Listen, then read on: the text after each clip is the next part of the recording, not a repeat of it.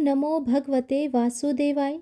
कहा जाता है माघ मास में केवल शरीर नहीं, आत्मा भी शुद्ध होती है।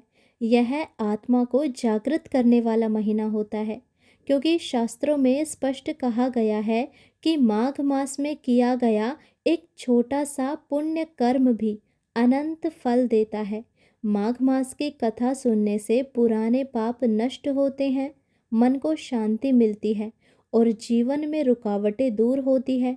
दरिद्रता और भय का नाश होता है और अंत में भगवान की सानिध्य की प्राप्ति होती है। माघ मास की ये पवित्र कथाएं पूरे महीने आप श्रद्धा और विश्वास के साथ सुनिए और फिर देखिए कैसे आपके जीवन में चमत्कार होता है।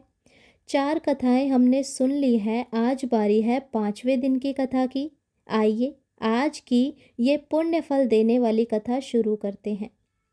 जिस समय साक्षात विष्णु जी के रूप श्री दत्तात्रेय सत्य पर्वत पर रहते थे, तब महिष्मति के राजा सहस्त्र अर्जुन ने उनसे पूछा कि हे योगियों में श्रेष्ठ दत्तात्रेय जी, मैंने सब धर्म सुने, अब आप कृपा करके मुझे माघ मास की महिमा का वर्णन करें।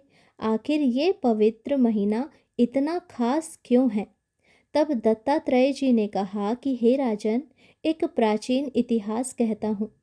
भृगुवंश में ऋषिका नाम की एक ब्राह्मणी थी, जो बाल्यकाल में ही विधवा हो गई थी। वह रेवा नदी के किनारे विंध्याचल पर्वत के नीचे तपस्या करने लगी। वह जितेंद्रिय, सत्यवक्ता, सुशील, दानशीलता तथा तप करके देह को सुखाने वाली थी। वह अग्नि में आहुति देकर उच्च वृत्ति द्वारा छठे काल में भोजन करती थी। वह वल्कल धारण करती थी और संतोष से अपना जीवन व्यतीत करती थी। उसने रेवा और कपिल नदी के संगम में 60 वर्ष तक माघ स्नान किया और फिर वहीं पर ही मृत्यु को प्राप्त हो गई।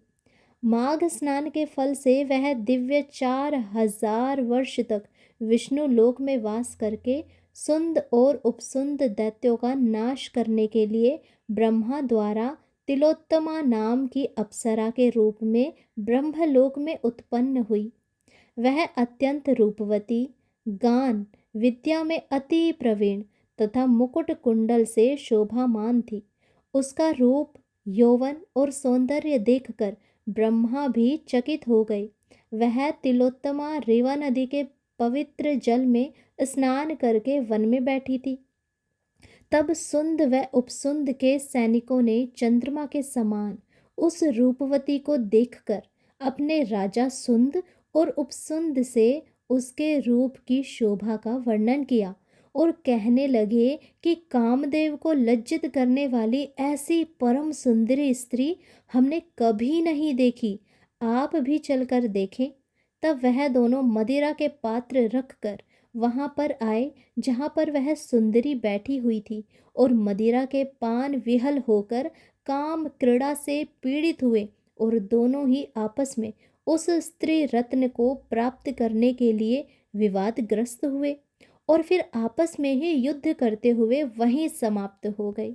उन दोनों को मरा हुआ देखकर उनके सैनिकों ने बड़ा कोलाहल मचाया और तब तिलोत्तमा काल रात्रि के समान उनको पर्वत से गिराती हुई दशों दिशाओं को प्रकाशमान करती हुई आकाश में चली गई और देव कार्य सिद्ध करके ब्रह्मा के सामने आई। तो ब्रह्मा जी ने प्रसन्नता से कहा, हे चंद्रवती, मैंने तुमको सूर्य के रथ पर स्थान दिया। जब तक आकाश में सूर्य स्थित है, नाना प्रकार के भोगों को भोगो। सो हे राजन, वह ब्राह्मणी अब भी सूर्य के रथ पर माघ मास स्नान के उत्तम भोगों को भोग रही है। इसीलिए श्रद्धावान पुरुषों को उत्तम गति पाने के लिए यत्न के साथ माघ मास में विधि पूर्वक स्नान करना चाहिए और सूर्य देव को अर्घ्य भी देना चाहिए। तो ये था आज का 5वां अध्याय। आशा करती हूँ आपको आज की कथा पसंद आई हो। यदि आपको कथा अच्छी लगी हो तो लाइक अवश्य करें, जिससे हमारा उत्साह बढ़े और हम आपके लिए ऐसी अच्छी अच्छी कथा कहानियाँ लेकर आते रहें। चैनल को सब्सक्राइब करके रखें ताकि पूरे माघ महीने में आपको ये पवित्र कथाएं सुनने का मौका मिलता रहे। हरे कृष्णा, राधे राधे।